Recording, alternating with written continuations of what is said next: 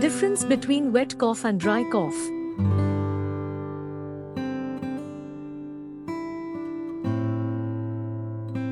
When it comes to respiratory issues, understanding the difference between a wet cough and a dry cough is essential.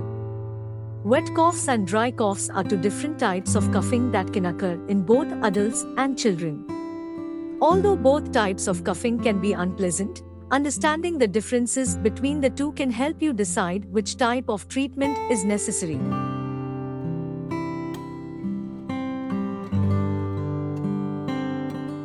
A wet cough is usually caused by a buildup of mucus in the throat and chest.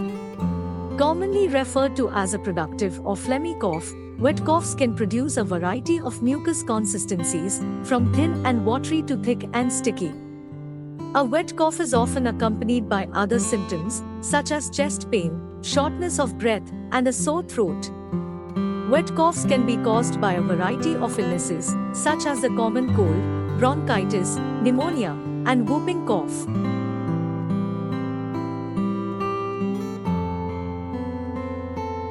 On the other hand, a dry cough is a non-productive cough that is caused by irritation and inflammation of the throat or airways. Dry coughs are often associated with allergies, asthma, sinus infections, or postnasal drip. This type of cough does not produce any mucus and is often accompanied by a feeling of tightness in the chest. Unlike wet coughs, dry coughs do not usually respond well to over-the-counter medications and often require a prescription from a healthcare provider.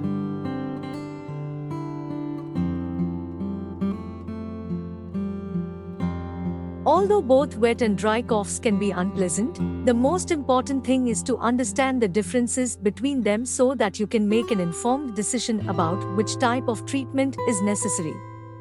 If you are experiencing either type of cough and are unsure about what is causing it, it is always best to speak to a healthcare provider.